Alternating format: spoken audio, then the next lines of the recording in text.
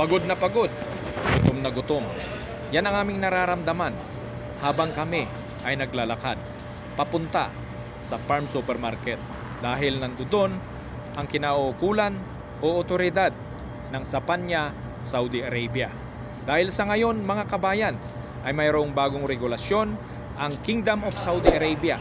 Lahat ng mga residente at lahat ng mga OFW o expat ay kinakailangan magrehistro sa AbShare para mabigyan ng tawakal na.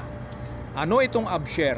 Ang AbShare na ito ay isang apps na kung saan nakapaloob doon kung ano ang iyong ikama number at cellphone number at mayroon ka ding fingerprint. Bunsod nito, kung hindi mo man madala ang iyong ikama, kung maipakita mo na nasa AbShare mo ang iyong ikama, ay ikaw ay absuelto.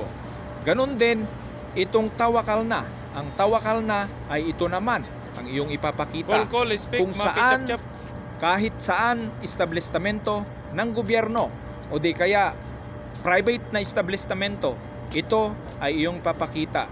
Kagaya ng supermarket, hospital, transportation at kung ano man ang iyong gawin.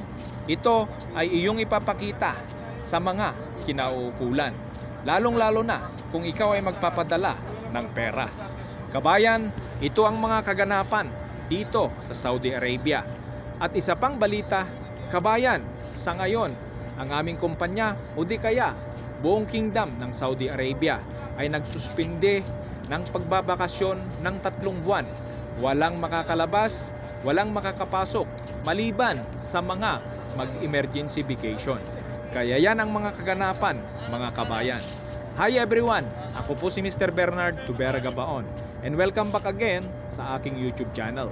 At kung bago ka pa lamang na mapadaan sa aking YouTube channel, I don't forget to subscribe with this channel, Bernard T. Gabaon YouTube channel, at hit mo na rin yung notification bell para sa lahat ng aking mga bagong upload ay magkakaroon ka ng notification. At i-likes mo na rin kabayan at i-share mo sa iyong mga kakilala. So ayan mga kabayan, ang nangyayari ngayon dito sa Saudi Arabia.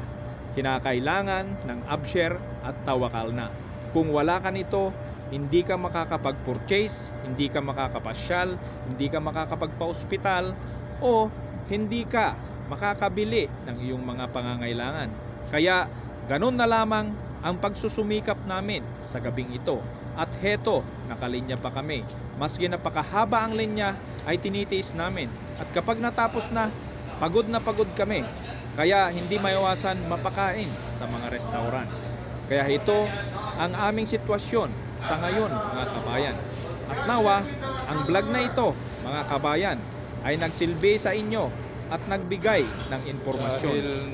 Dahil sa ngayon ay wala talagang makakabili ng kung anuman. Wala talagang makakapagpadala, wala talagang makakapagpa-hospital kung hindi mo maipakita ang iyong tawakal na. Kaya napaka-importante ito na aming gawin at tapusin. At nagpapasalamat kami dahil awa ng Diyos ay natapos din namin. Kaya mga kabayan, sana ang vlog na ito ay nagsilbi ng impormasyon sa inyo, lalong-lalo na sa mga kabayan natin na hindi pa nakabalik, na nandoon pa sa Saudi Arabia. Kaya bago po ako mag-end up, ay inaanyayahan kita muli kabayan na i-subscribe mo ang vlog na